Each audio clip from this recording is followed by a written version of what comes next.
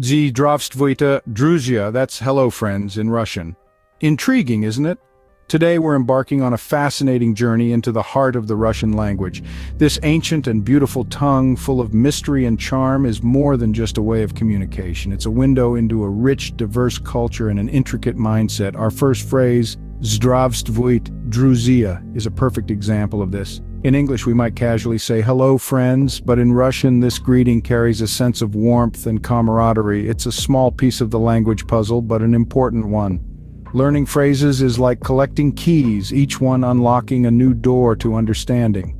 The goal here is to provide you with those keys, to help you start unlocking doors and uncovering the beauty of the Russian language.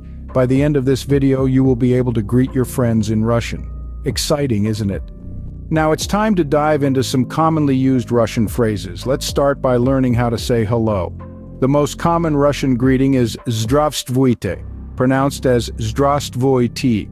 It's a formal way to say hello, suitable for almost any situation. Next, let's learn how to express thankfulness. Spasibo is the Russian word for thank you, pronounced as spasibo. It's an easy phrase to remember, and it's always good to show gratitude when someone helps you out, right?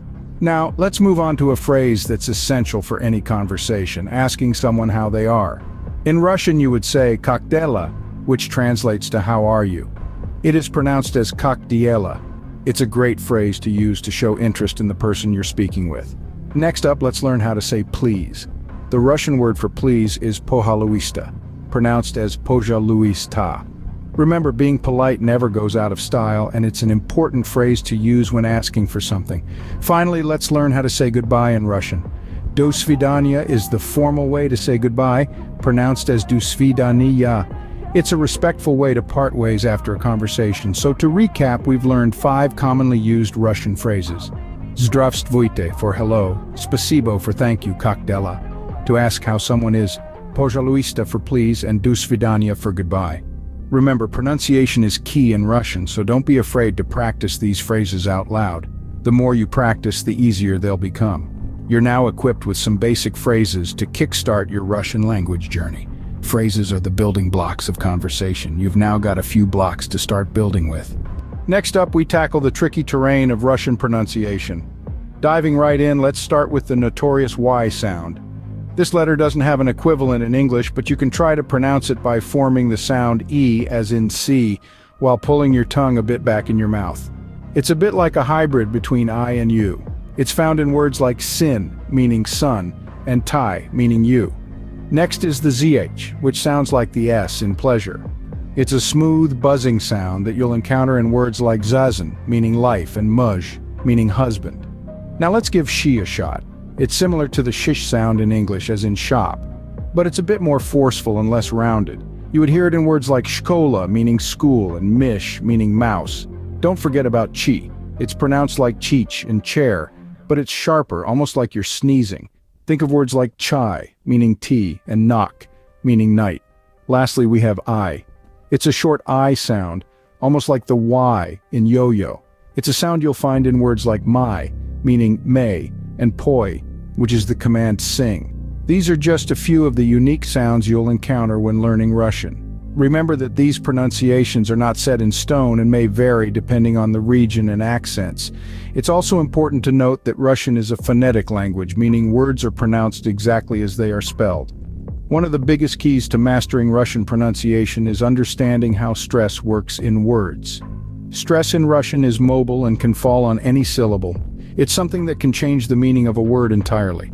For example, muka means flower, but muka means torture. Remember, practice makes perfect when it comes to pronunciation. Keep practicing these sounds.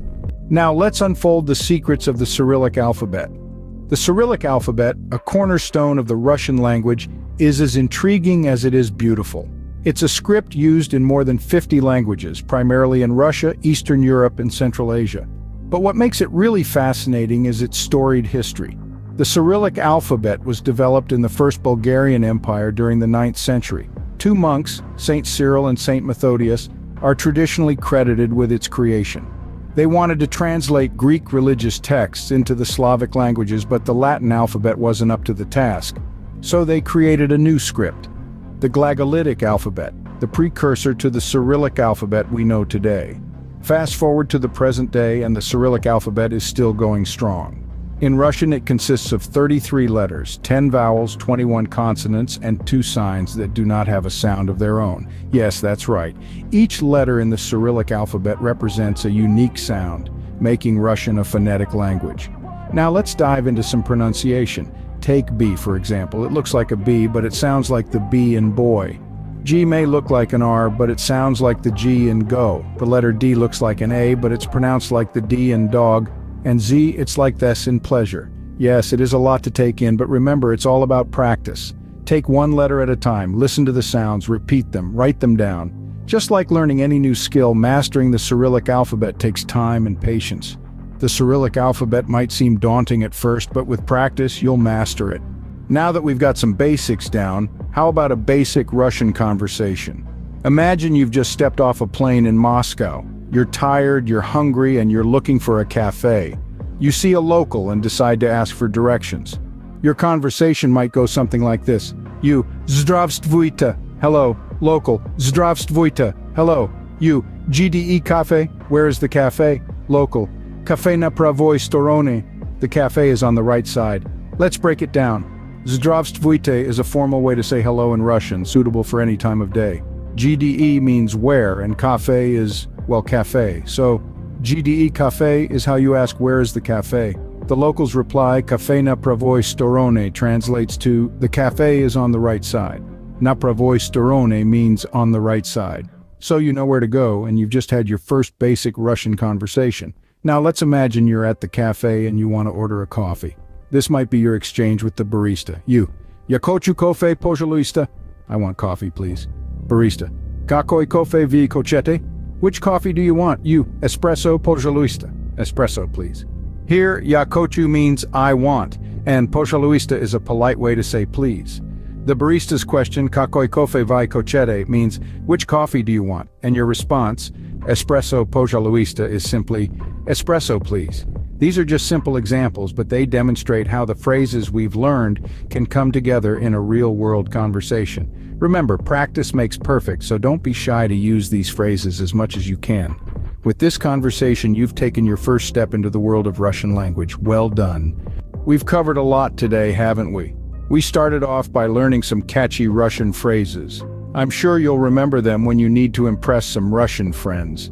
Next, we went through the key elements of Russian pronunciation. Remember, practice makes perfect. So don't shy away from repeating those sounds until they become second nature. Then we dove into the Cyrillic alphabet, a unique and interesting component of the Russian language. Don't worry if it seems overwhelming at first. With time and practice, you'll start to recognize these letters as easily as your ABCs. Finally, we walked through a basic Russian conversation.